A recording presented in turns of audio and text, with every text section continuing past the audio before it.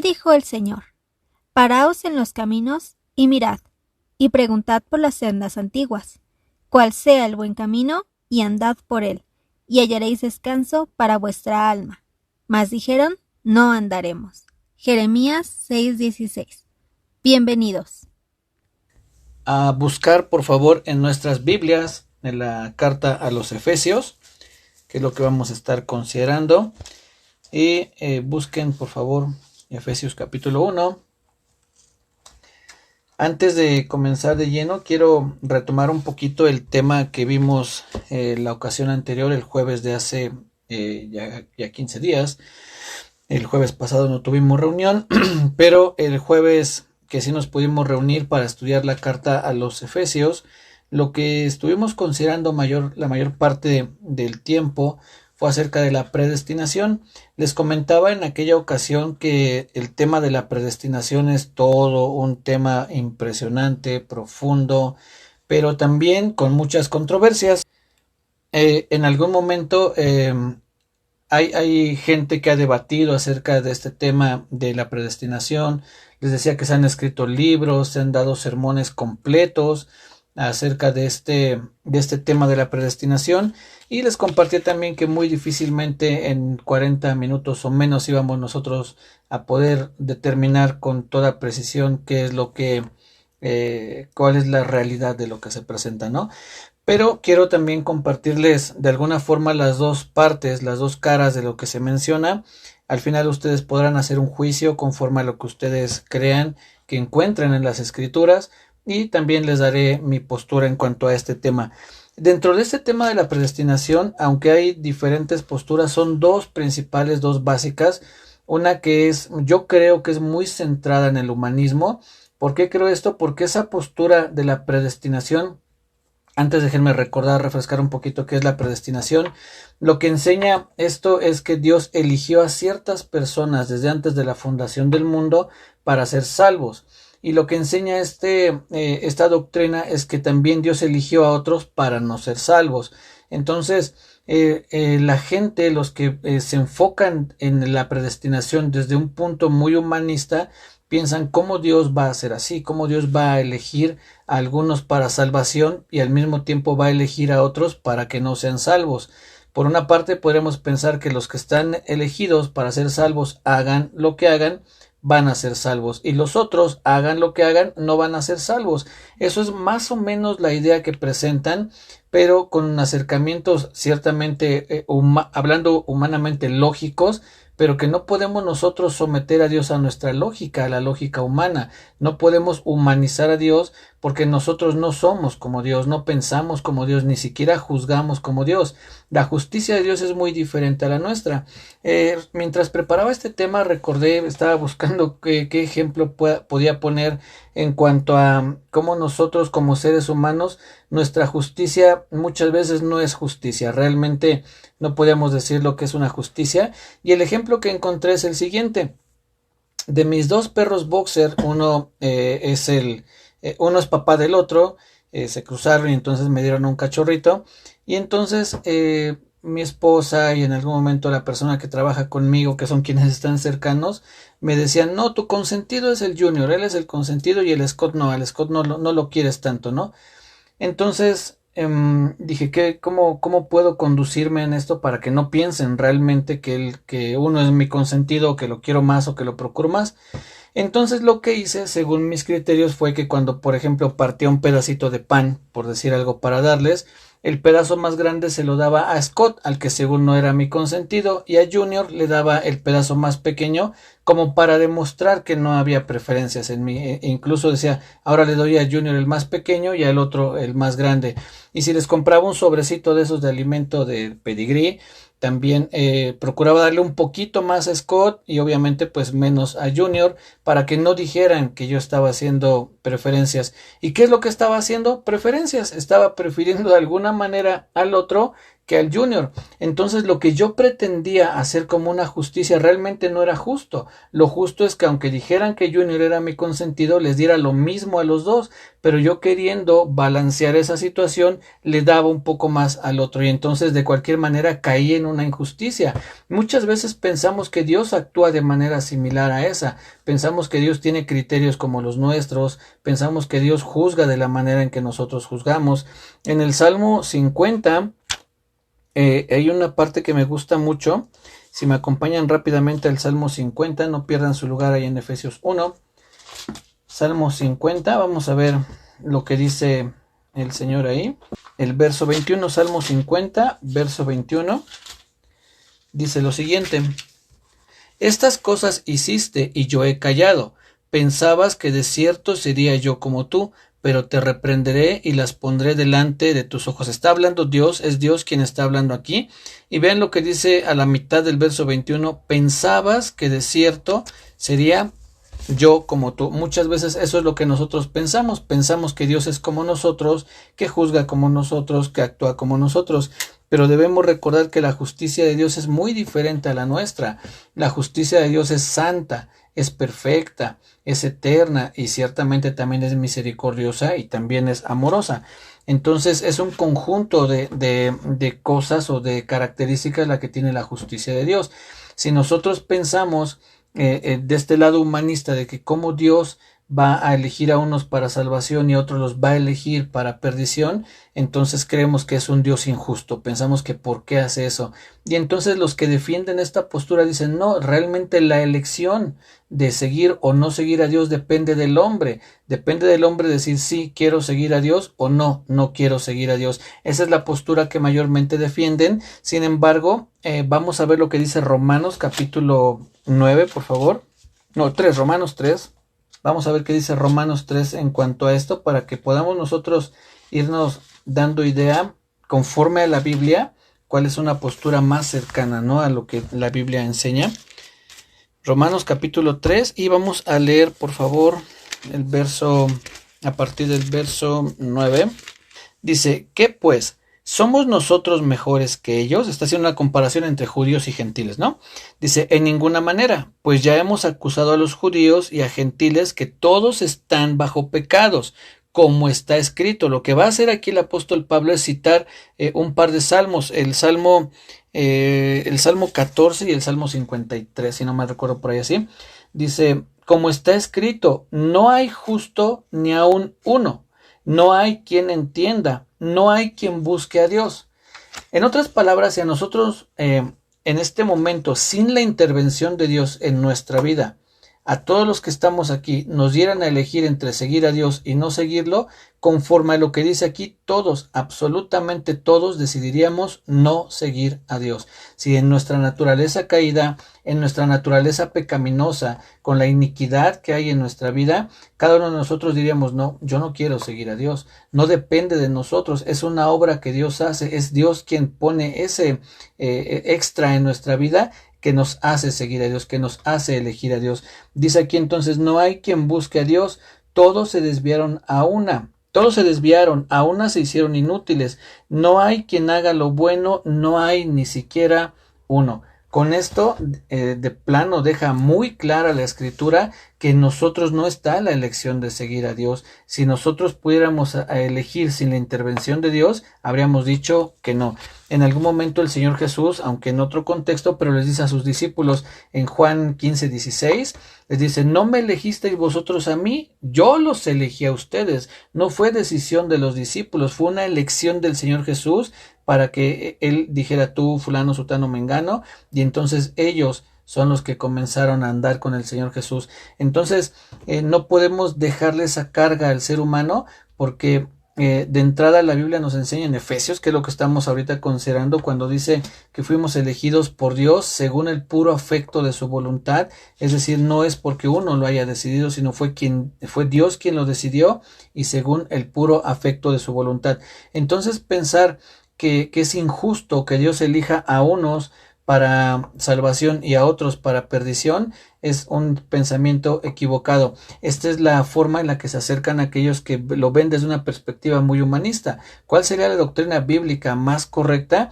Volviendo a los mismos ejemplos que les ponía, ¿qué sucedería o qué es lo que cada uno de nosotros merecíamos?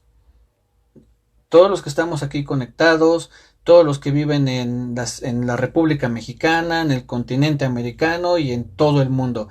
Todos, absolutamente todos merecíamos irnos al infierno, todos. No hay uno solo que pudiera decir, yo no merecí irme al infierno, yo era bueno. Según lo que acabamos de leer en Romanos, dice, no hay quien haga lo bueno, ni siquiera uno. Aunque entiendo claramente que la salvación es por fe, pero insisto, si estuviéramos bajo ese escenario de decir quién merece ir al cielo, nadie. Absolutamente nadie. Todos estábamos destinados a irnos al infierno.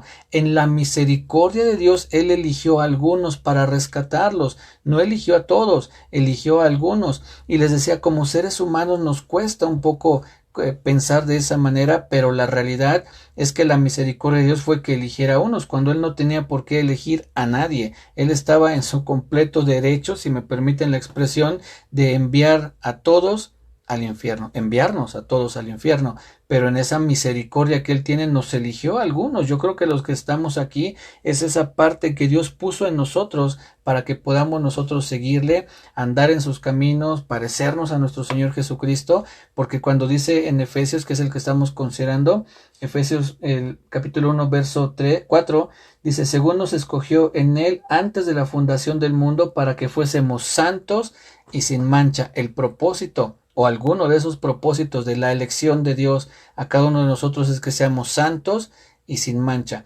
Entonces, aunque todos merecíamos irnos al infierno, Dios tuvo misericordia de nosotros para rescatarnos y no mandarnos a esa condenación eterna. A mí me parece que este es el acercamiento más correcto, hablar de un Dios justo. Si Dios hubiese aplicado su justicia tal cual, todos nos habríamos ido al infierno, pero también se atravesó la misericordia de Dios, mandó a su Hijo a la tierra para que la justicia que se tenía que aplicar por nuestros pecados cayera sobre nuestro Señor Jesucristo.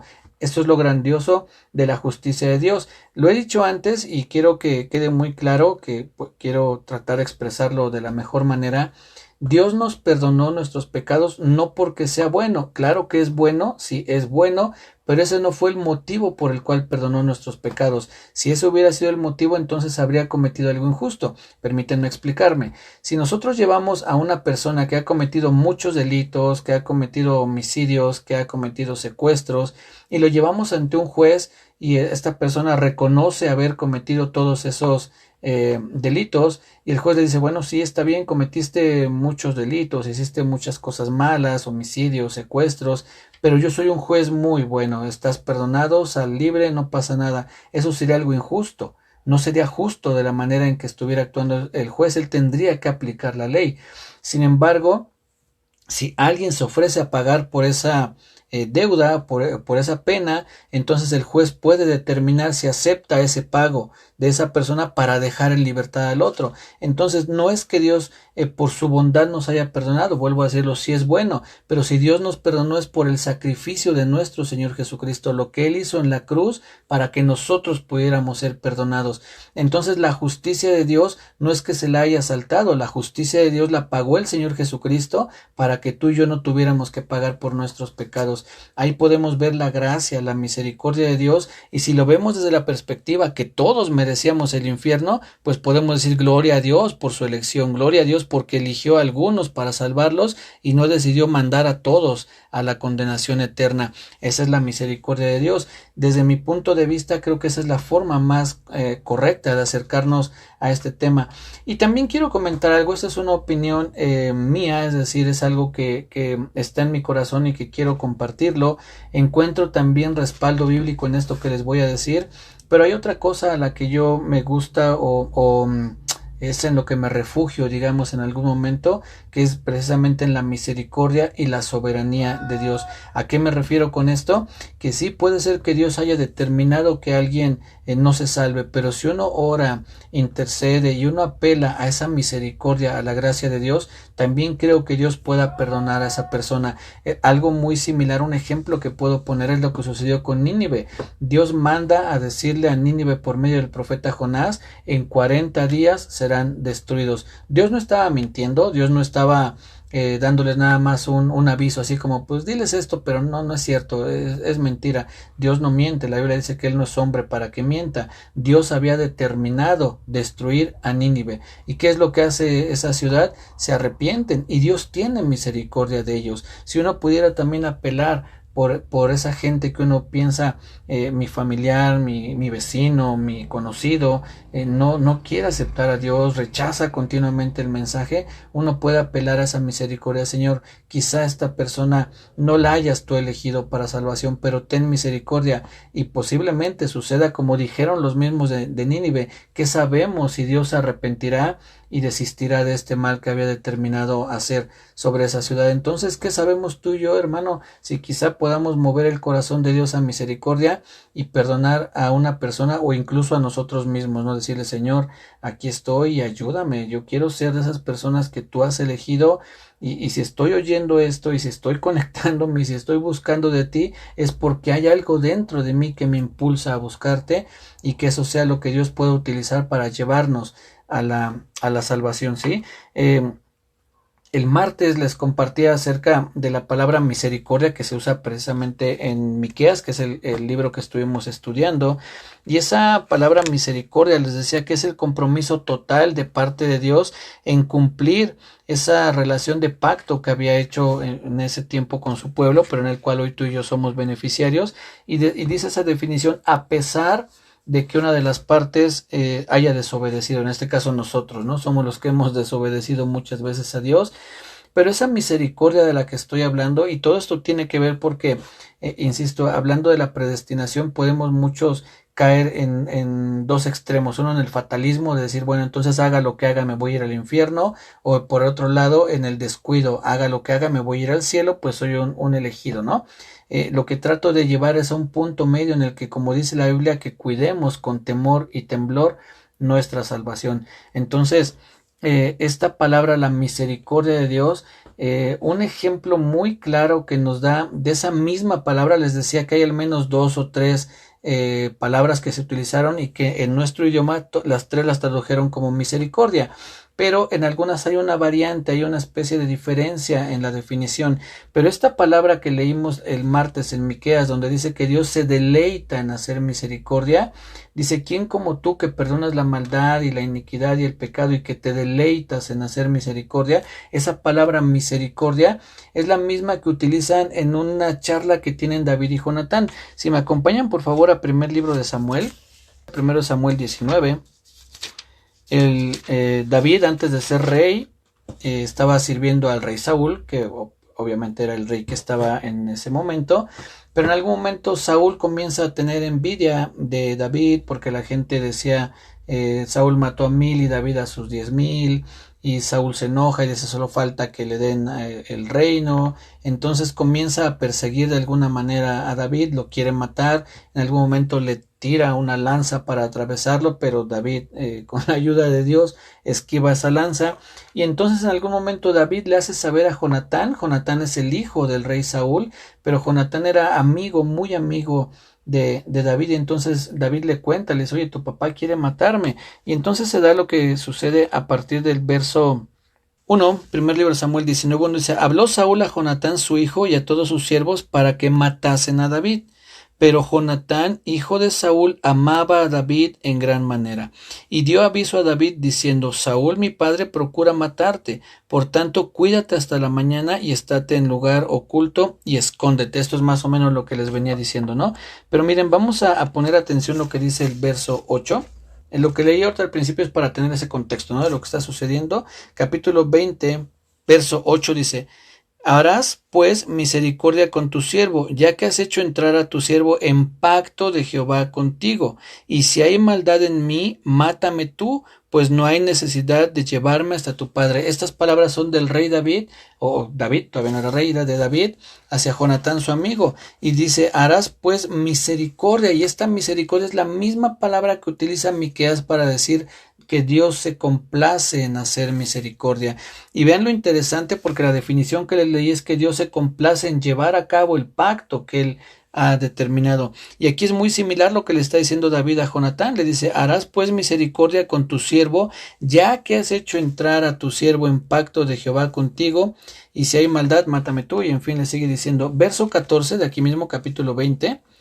Dice, está hablando ahora Jonatán es el que está hablando aquí, dice, y si yo viviere, harás conmigo misericordia de Jehová para que no muera. Fíjense aquí, ahora Jonatán le devuelve la petición a David, ¿no? Y qué interesante que Jonatán dice, y si viviere, porque él mismo conocía cómo es su papá. Jonatán iba a ir a estar en una cena con su papá, y en ese lugar posiblemente le iba a preguntar, oye, ¿dónde está David? Y entonces, al decirle a Jonatán que no iba a estar unos días, posiblemente el papá quisiera matar a su propio hijo. Por eso es que Jonatán dice, y si viviere, si es que logro salvarme de la ira de mi papá, dice el verso 14, y si yo viviera, harás conmigo misericordia de Jehová. Es la misma palabra que estamos hablando desde versículos atrás. Y en el verso 15 dice, y no apartarás tu misericordia de mi casa para siempre, cuando Jehová te haya cortado uno por uno los enemigos de David. Y sigue hablando, ¿no? Pero este trato que hacen entre David y Jonatán, donde ponen como una especie de sello en ese pacto la misericordia, harás misericordia por cuanto has hecho entrar en pacto, y harás misericordia de Jehová, es esa misericordia a la que yo les animo a que podamos apelar cada uno de nosotros, ¿no? Señor, tú te complaces en misericordia, hay una misericordia que tú estableciste como un pacto, no solamente como una reacción de tu amor, sino como un pacto que tú estableciste y que te complaces, te alegras, te da gusto llevar a cabo ese pacto a favor de los seres humanos, a pesar de que nosotros hayamos fallado muchas veces a Dios. Entonces, como un resumen en cuanto a todo este tema de la predestinación, nosotros lo que debemos confiar y estar tranquilos es en la misericordia de Dios, y que si estamos, insisto, conectados es porque hay algo que nos llama la atención, que hay algo que nos atrae hacia Dios, y que eso sea lo que nos pueda enganchar de tal manera que nunca nos soltemos de Dios. Y además, esto depende más de Dios. Dice el Señor Jesucristo que las ovejas que mi Padre me dio, y Él dice, da a entender que las tiene en su mano, y al mismo tiempo estamos en la mano del Padre. Entonces, cuando uno toma a un niño para cruzar una calle, uno es el que toma la mano del niño y no el niño nuestra mano, ¿no? Porque si el niño tomara nuestra mano, él se puede soltar en cualquier momento, pero si nosotros agarramos al niño, es muy difícil que se nos suelte. Lo mismo pasa con Dios, no es que nosotros estemos tomados de Dios, Él es quien nos está tomando a nosotros, Él quien nos tiene asidos o agarrados para que no nos soltemos, ¿sí?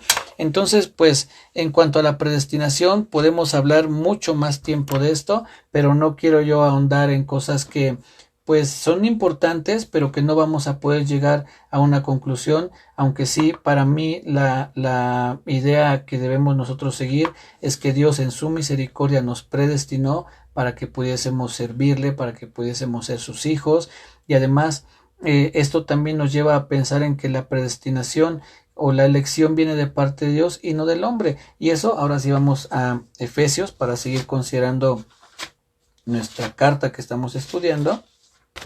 Dice, voy a leer a partir del verso 3, bendito sea el Dios y Padre de nuestro Señor Jesucristo, que nos bendijo con toda bendición espiritual en los lugares celestiales en Cristo, según nos escogió en Él antes de la fundación del mundo, para que fuésemos santos y sin mancha delante de Él, en amor, habiéndonos predestinado para ser adoptados hijos suyos. Esta elección que Dios hizo, vemos un poco arriba cuando dice que nos escogió para ser santos y sin mancha, y que nos predestinó para ser adoptados hijos suyos. Eso es parte de las bendiciones que menciona al principio en el capítulo 3, en el verso 3, cuando dice, bendito sea el Dios y Padre de nuestro Señor Jesucristo, que nos bendijo con toda bendición espiritual, aunque en algún momento también consideramos algunas otras bendiciones, pero esta lista que aparece aquí son parte también de esas bendiciones. Cuando dice que nos escogió en él, eso es una bendición, que tú y yo hayamos sido escogidos. Otra bendición es que nos haya elegido para que fuésemos santos y sin mancha, porque nos pudo haber elegido pero para destrucción. Pero si tú y yo somos elegidos por Dios, en nuestro caso creemos que es para ser santos y sin mancha. Eso también es una bendición. Y después dice, en amor, habiéndonos predestinado para ser adoptados hijos suyos por medio de Jesucristo, o por el sacrificio de nuestro Señor Jesucristo. No fue por nosotros, no fue porque tú y yo hubiésemos hecho algo para merecer que Dios nos eligiera, sino fue por medio del Señor Jesucristo. Quien hizo algo, quien murió en esa cruz para perdonar nuestros pecados, es el Señor Jesús. Y después dice, según el puro afecto de su voluntad, es decir, que solo porque Dios así lo decidió, es que tú y yo fuimos elegidos. Nadie intervino, nadie lo obligó, nadie lo sobornó para que nos eligiera. Simple y sencillamente Él nos eligió a pesar de nuestros errores, a pesar de nuestras deficiencias. Dios ya sabía, ¿no? Dios no le sorprende cuando tú y yo llegamos a fallar, cuando ve debilidad en nuestra vida. Él ya nos conocía, Él ya sabía cómo íbamos a ser, pero aún así, en esa misericordia y amor que nos tiene, porque aquí dice en amor, habiéndonos predestinado, el amor que nos tiene, le llevó a elegirnos muy a pesar de nuestras deficiencias. Pero claro, Él espera que vayamos dejando a un lado esas áreas en nuestra vida que nos afectan, que nos alejan en algún momento del camino correcto, y que podamos ir enmendando cada vez el camino en esas áreas. Y la forma de hacerlo es exponernos a su palabra. No hay otra forma, no hay atajos, no hay ningún tipo de fórmulas que podamos nosotros tomar para poder ir superando, si no es a través del conocimiento de Dios por medio de su palabra. Recordemos lo que el apóstol Pablo le dice a Timoteo. Le dice que desde la niñez has sabido las escrituras, las cuales te pueden hacer sabio para la salvación por la fe que es en Cristo Jesús. Si hay algo que nos puede llevar a esa sabiduría, es decir, que toda nuestra vida ande en buenos caminos, en buenas decisiones, es esa sabiduría por medio de las escrituras. Dice que has sabido las escrituras, las cuales te pueden hacer sabio para la salvación por la fe que es en Cristo Jesús. Así es que tenemos que exponernos a las escrituras para que esas áreas en nuestra vida vayan siendo perfeccionadas por nuestro Señor, ¿sí? Y después dice al final, según el puro afecto de su voluntad. Y el verso 6 es clave en todo esto también de la predestinación, porque dice, para alabanza de la gloria de su gracia. De otra manera, si yo hubiera elegido a Dios y no Él a mí, entonces yo podría jactarme, decir, bueno, yo decidí seguirte. Pero no, no es así. Él fue el que nos eligió para hacer a un lado el ego del ser humano, y por el contrario, para que sea, dice, para alabanza de la gloria de su gracia. ¿Cómo podemos entender esta frase? Para alabar, para reconocer, para exaltar la grandeza, la majestuosidad, lo infinito, lo perfecto, lo maravilloso, y todos los adjetivos que podamos ponerle de ese tipo a la gracia de Dios. Dice, para alabanza de la gloria. ¿Qué es la gloria? Es ese esplendor, es esa hermosura de algo, ¿no? Cuando alguien dice, oh, mira, eso es glorioso, ¿no? Este pan o este pastel me supo a gloria, es porque uno habla de que es algo muy bueno, muy grande, ¿no? Entonces, cuando se habla aquí de para alabanza de la gloria de su gracia, es porque esa gracia es impresionante, es infinita, es magnífica, es increíble. Entonces, uno tiene que darle esa alabanza a Dios, para alabar esa gloria de la gracia que le pertenece a Dios. Y después dice al final, con la cual, es decir, con esa gracia nos hizo aceptos en el amado. ¿Quién es el amado? Pues el Señor Jesucristo. Fuimos aceptos en Él. Recordemos que al principio de nuestro estudio veíamos que el apóstol Pablo decía en Él, por Él, para Él. Dios nos eligió en Él, Dios nos eligió por Él, Dios nos eligió en Él, hablando del Señor Jesucristo, ¿no? Entonces aquí nuevamente encontramos la intervención y la unidad entre el Padre. Dios nos elige en el Señor Jesucristo. Dios nos elige, Dios nos predestina, somos escogidos en el Señor Jesucristo por medio de Él y también para Él. Así es que todo redunda siempre en nuestro Señor Jesucristo. Y este esta primera parte del capítulo 1, si podemos nosotros verlo, está como en 3 secciones. La primera es la elección de Dios. ¿Para qué? Para la redención por medio de nuestro Señor Jesucristo. Está ahí el Padre, después la obra del Hijo, y al final de esta sección que termina en el verso 14, también nos habla de la obra del Espíritu Santo, que dice aquí que fuimos sellados con Él y que es las arras de nuestra herencia. No me voy a adelantar, solamente es para que veamos esas 3 secciones en la que está dividido esta primer parte del capítulo 1, que abarca del verso 3 principalmente y hasta el 14. Y por cierto, como un dato también a resaltar, es que desde el verso 3 hasta el 14, los que han tenido acceso a algunos manuscritos muy antiguos dicen que es una especie de una oración larga, continua, que no está dividida en párrafos ni tiene alguna división, sino que a partir del verso 3 y hasta el 14 el apóstol Pablo escribió y escribió, como diríamos coloquialmente, sin tomar aire, ¿no? Desde el 3 hasta el 14 lo escribió de corridito, y después entonces sí ya encontramos la división en el verso 15, que en los originales no estaban divididos en versos, ¿no? Pero había esos párrafos o espacios donde podíamos notar la separación entre un escrito y otro. Pero los que han podido ver esos escritos antiguos dicen que es una oración corrida, y es interesante porque habla de esa obra impresionante de Padre, Hijo y Espíritu Santo, el Padre eligiendo, el Hijo redimiendo y el Espíritu Santo sellando, preparándonos, siendo la garantía de que Dios va a cumplir todo lo que ha prometido. Entonces, esa debe ser también nuestra confianza, ¿no? En Dios.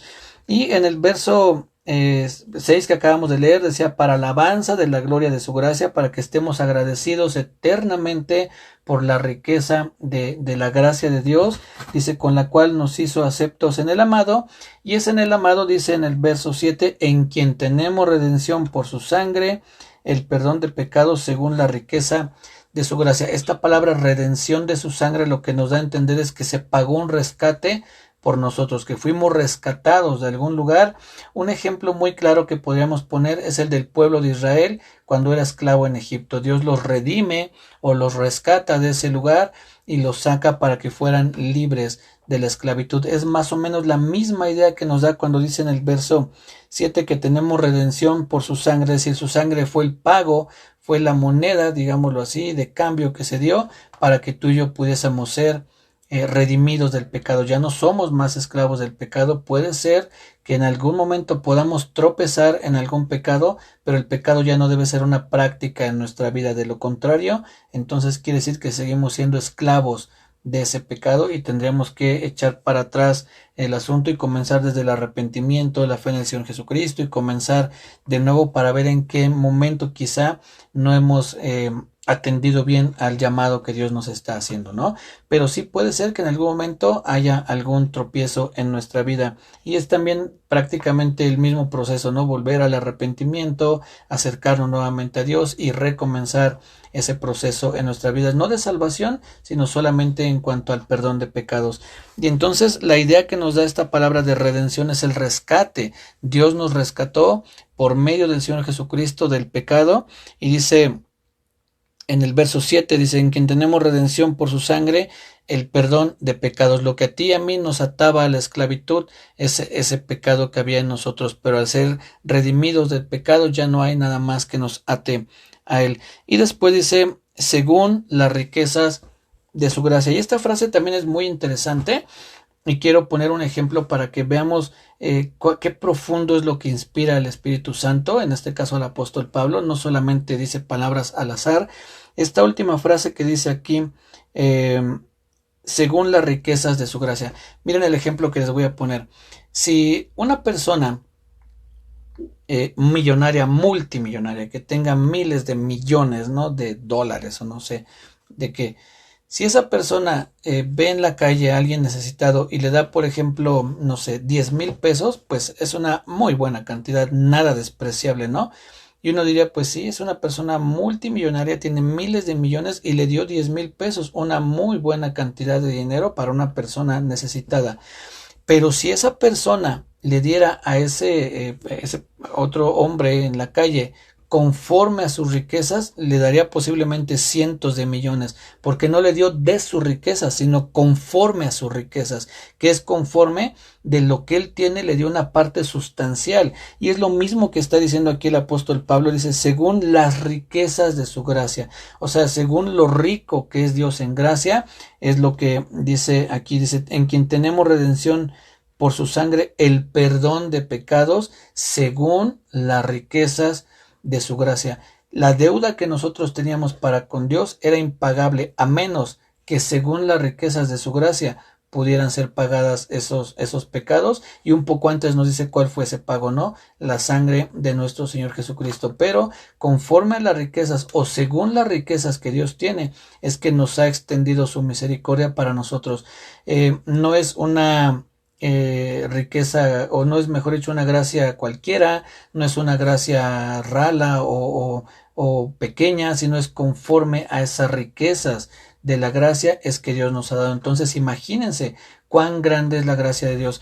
Escuché de un hermano que contaba acerca de Charles Spurgeon, que dice que él nunca había entendido de manera tan clara cuando Dios le dice al apóstol Pablo, bástate mi gracia. Dice este hermano Charles Spurgeon, cuentan que él iba a comenzar ya una predicación y entonces estaba muy nervioso y estaba pues un poco inquieto por lo que porque iba a tener que pasar a compartir y eso, ¿no? Y entonces dice que viene a su mente ese pasaje cuando Dios le dice al apóstol Pablo, bástate mi gracia. Y dice que el hermano Spurgeon se comenzó a reír al entender de alguna manera una especie de ironía en la frase que Dios le está diciendo al apóstol Pablo, bástate mi gracia.